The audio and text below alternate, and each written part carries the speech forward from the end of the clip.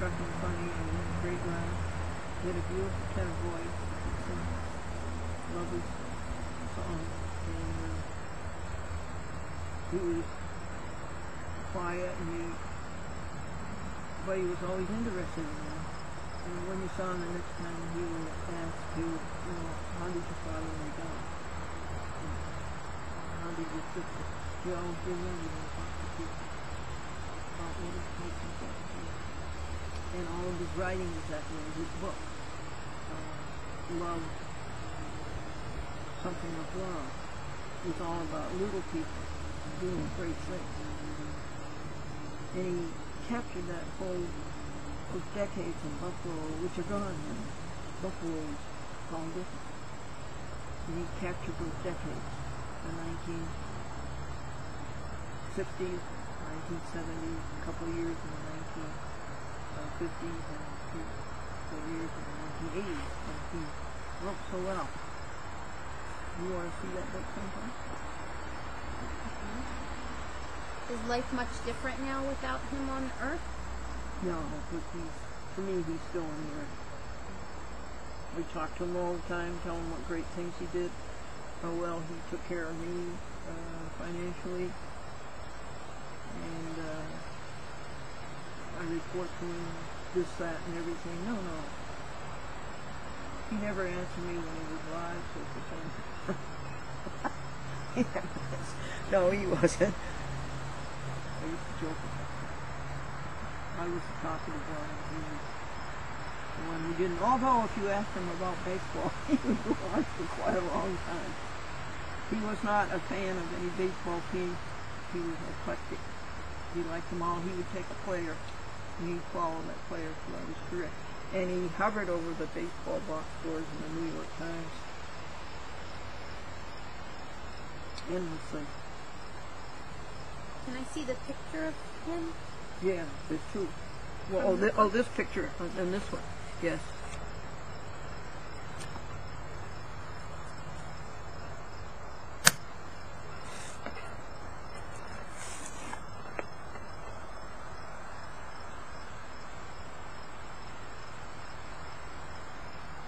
Happy couple.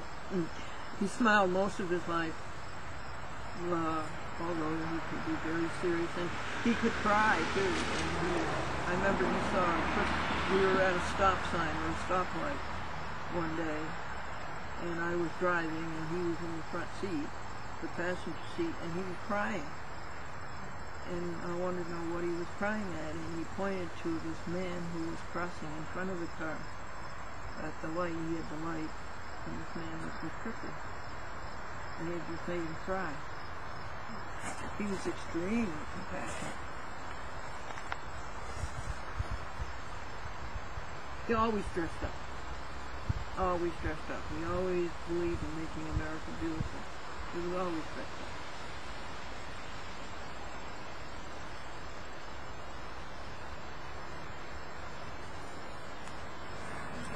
How long were you married for? 48 years.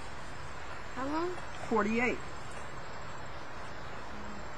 We met in 1949 when my friend Lynn Evans was, she was a year ahead of me at American International College, and they had a baccalaureate service in the Hope Congregational Church in Springfield, Mass, which is very near the college.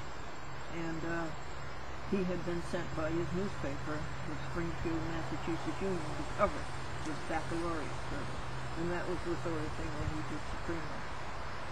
Because he had the feeling of the graduates, and he had the feeling of the church and of God. And he was extremely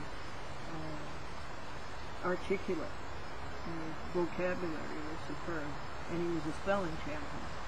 Everybody all over the newspaper when reported, "Hey Frank, how do you spell?" And he covered a lot of spelling bees too. So that's how I met him. Lynn Evans, her brother, was a reporter for the Springfield Union. So that's how Lynn knew Franklin. And I believe Franklin wanted to marry Lynn, but it wasn't mutual. So I met him in 1949, and we weren't married until 1954, so I knew each other 9 years.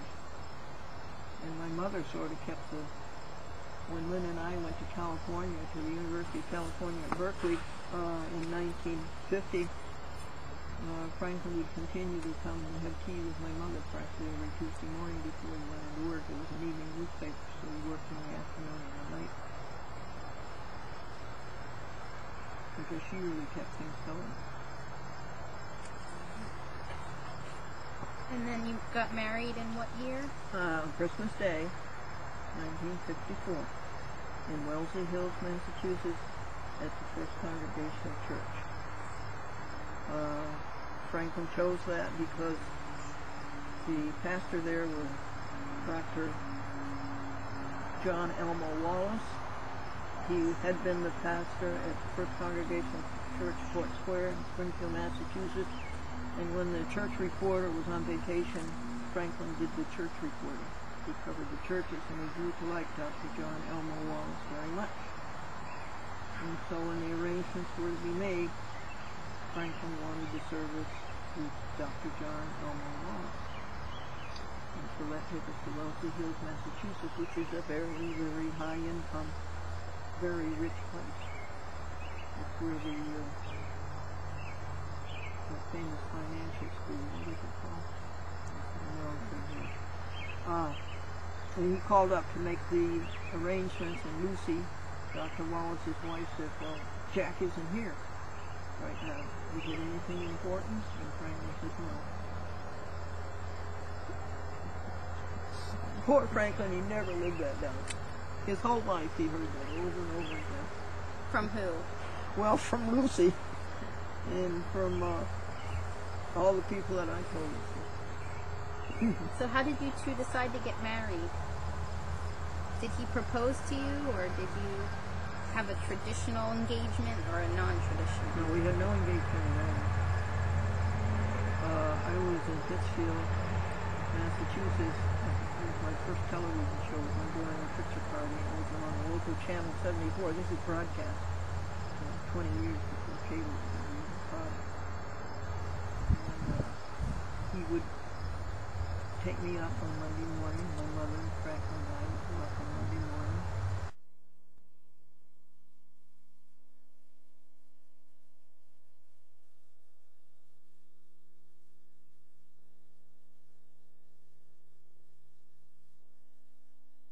Said, well, Jack isn't here right now. Is it anything important? And Franklin said, no. Poor Franklin, he never lived that down. His whole life he heard that over and over again. From who? Well, from Lucy, and from all the people that I told her. So how did you two decide to get married? Did he propose to you, or did you have a traditional engagement or a non-traditional? No, we had no engagement at all. I was in Pittsfield, Massachusetts. It was my first television show. We were doing a picture party. It was on the local channel 74. This is broadcast. 20 years before cable was even product. And he would take me up on Monday morning. My mother and Franklin and I would go up on Monday morning. Who brought me home? I don't remember he bringing me home because he was working. Friday night he was working.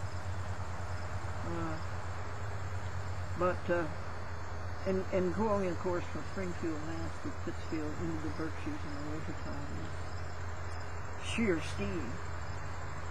The road, your tires couldn't hold on to the road at all. Route 20 going up to the Berkshires.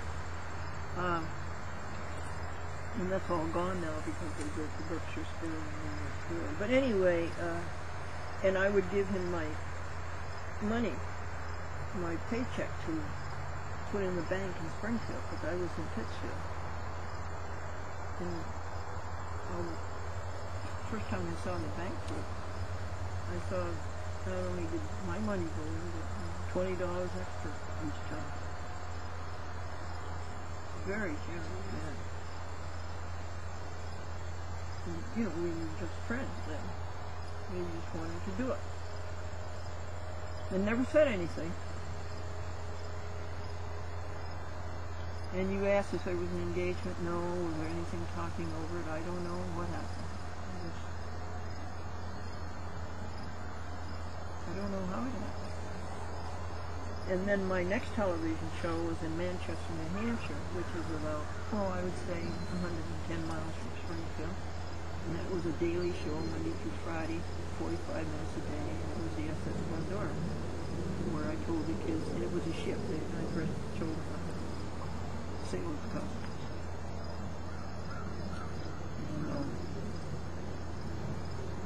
And that's where the decision was made and where the arrangements were made. And it was a huge wedding. It was my mother and father, his mother and father, and the two of us. And apparently Jack Wallace knew Peter Grimes quite well, and Peter Grimes owned the Concord Inn in Concord, Massachusetts. You know, one is by land, two is by sea, Paul Revere, Lexington, Concord. And so Jack said, send us up there, and then Peter Grimes didn't charge us anything.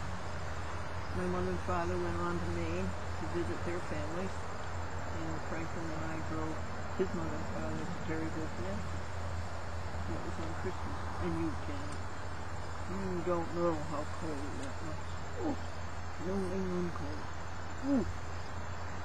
It was so cold.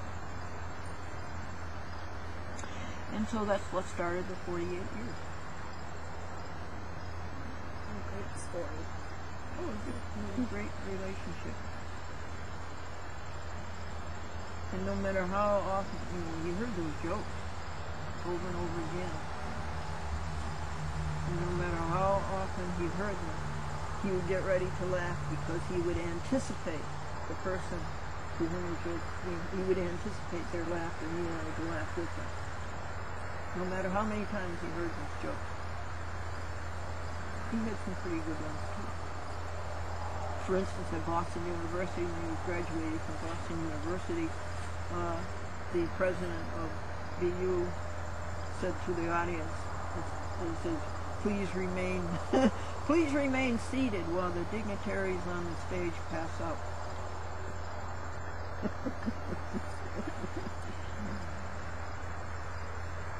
He graduated from the first, it was a graduate school of communications, Boston University. And he graduated from the Department of Journalism. There was the first graduating class in 1948. The GIs had come back now. And he could take shorthand. And in fact, all of his newspaper notes were always in shorthand. He'd go back and look at them in shorthand and type the story. And he could typewrite and take shorthand, so he was the darling of all of the generals in World War II. And they all fought over him because they wanted somebody who could type and take shorthand. And so the generals would tell him, they were very paternal to him. And they told him, you watch. There's going to be some provision after World War II for the soldiers to go to school. And that was GI Bill. And he went. And many of the veterans took the accelerated course. They would go through college in 3 years instead of 4, like in the time. And so he, even though he got out of the war right after the Korean War, which would be 1945 in June, he went to Boston University and from that became a newspaper reporter, which is something he wanted to do. He never, as interested as he was in baseball, he never wanted to be a sports reporter. He wanted to do general affairs. Well, shall we head to the museum so you can see some of the things? Did you want me to show you anything more? Well, is there anything that you want to show? No, there's nothing I wanted. You want to know what was in the pages?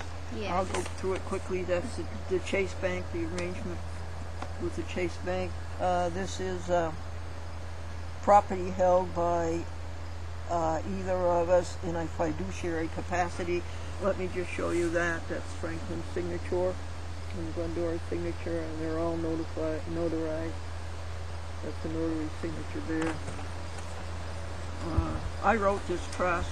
I said to my so-called lawyer, who was really more than a lawyer, Brad Sachs, I said to him when I decided that we should have a trust, I said to Brad Sachs, what do you know about a trust fund? He says, nothing except what you're going to tell me after you read up on it.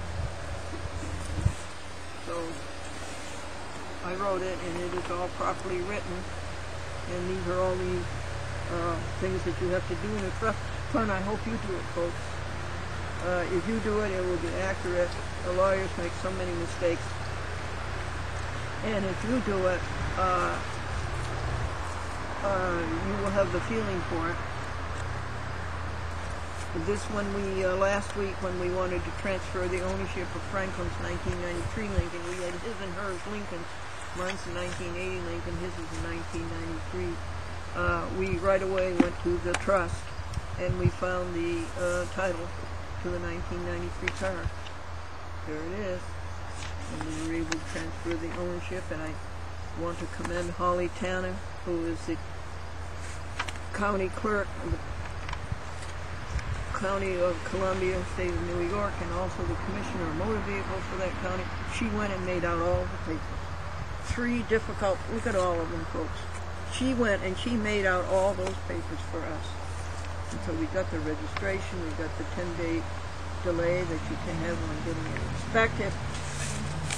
She, magnificent public servant.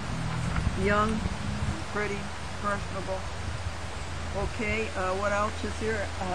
The business and professional interests. That would be the Glendora TV ads, Glendora Happy Book, Glendora, A Chat with Glendora, and there's one other, Glendora Cheerful at Life, where you tell 5 jokes in 30 seconds. This is the affidavit of successor trustee for trustee who has resigned. Pretty complete, isn't it? Yeah. Well, anyway, it goes on and on and on, and it says Article 4, die instructions. Well, the die instructions have been revised, every year. So maybe we can go over the updated ones later. It isn't written. Oh. You mean the die instructions? Mm-hmm. No, it isn't written. We're going to rewrite it around Thanksgiving. Well, okay. So we're done with this, are we? Yeah. Oh, thank heaven. Yeah. It's a lot. Here's something. Here's something Franklyn wrote.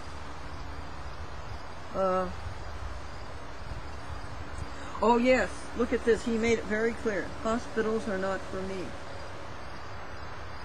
Can you read it, Victoria?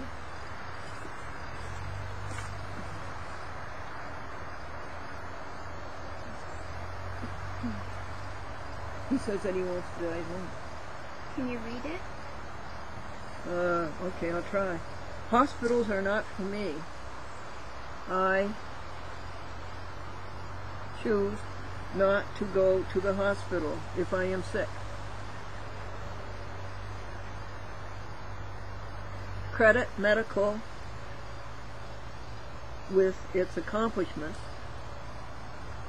but I have seen many cases of the elderly in hospitals where the patient languishes and little or nothing is done for them and for me.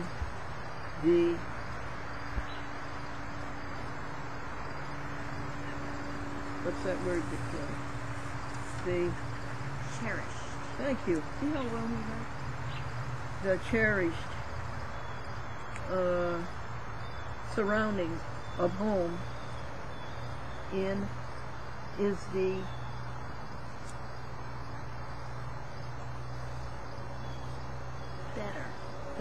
better place to be. At 78 years of age, this is my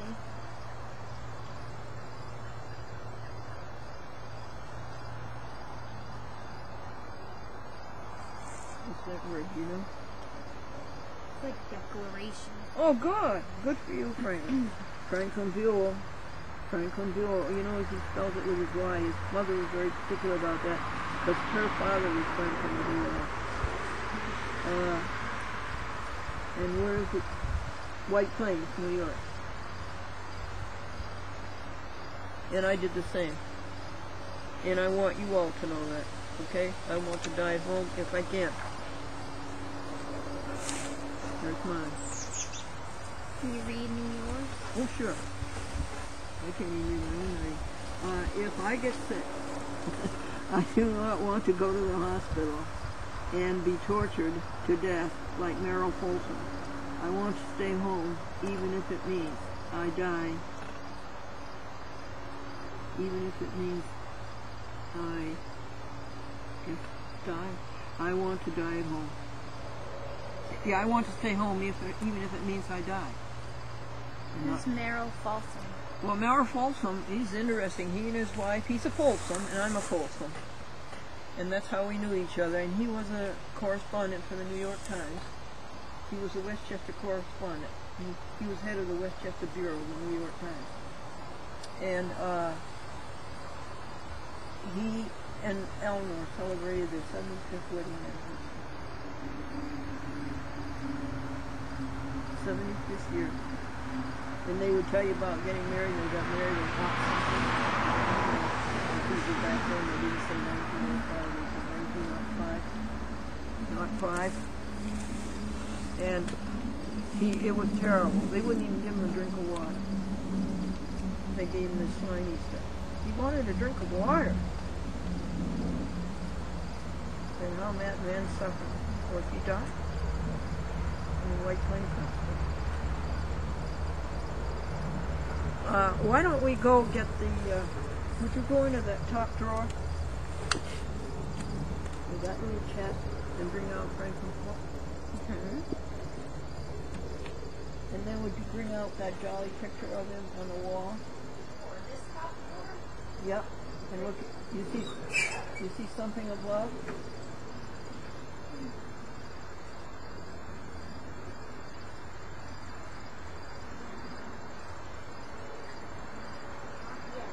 Yep.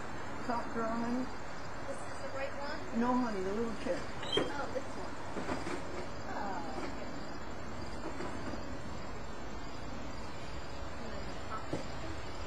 Well, you don't have to because it's in there. Unless you think that one's better. This is the picture that's on the wall. Oh, yeah. Okay.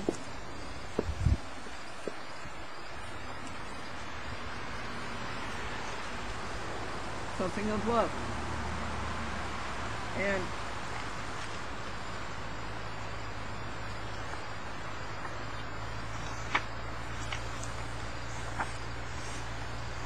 look at this. Look at this.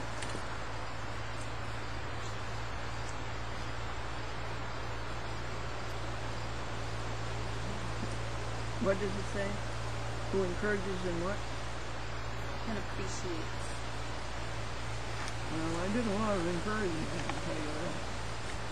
What about appreciating? Oh, yes. Yeah, I appreciate it.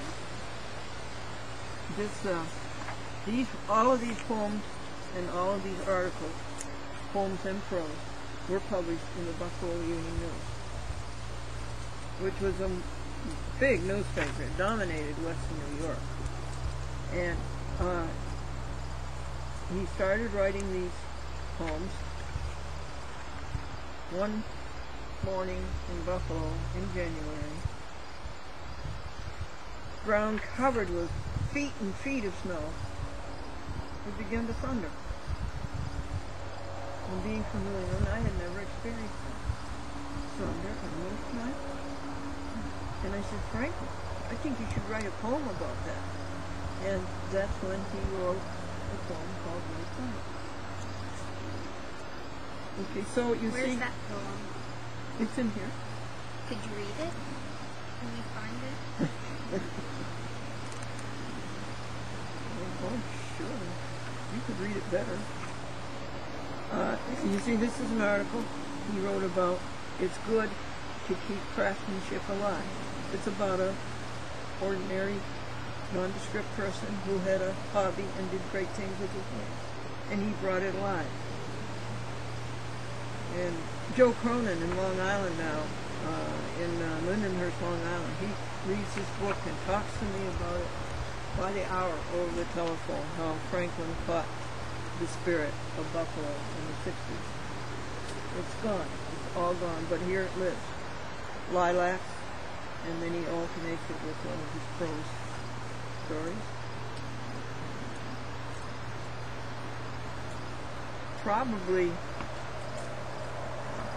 it'd take me a while to find White Thunder, but I'll look for it.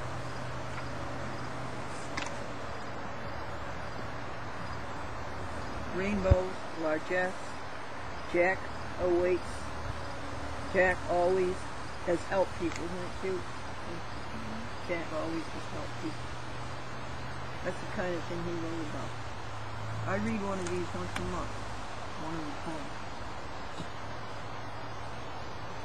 I know my favorite. I don't want to tell you the title because it gives away the punchline.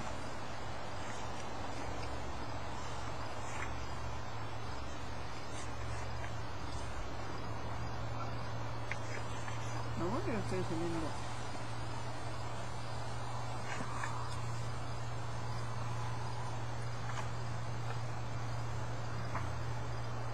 What's in the back? Did you find an index?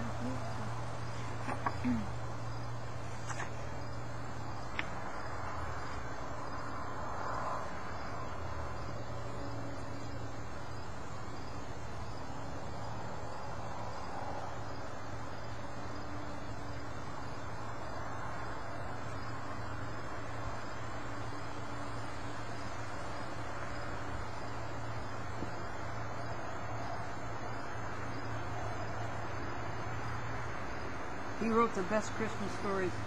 They would send him out Christmas Eve to cover all the churches on Christmas Eve services. And he really knew Christmas stories.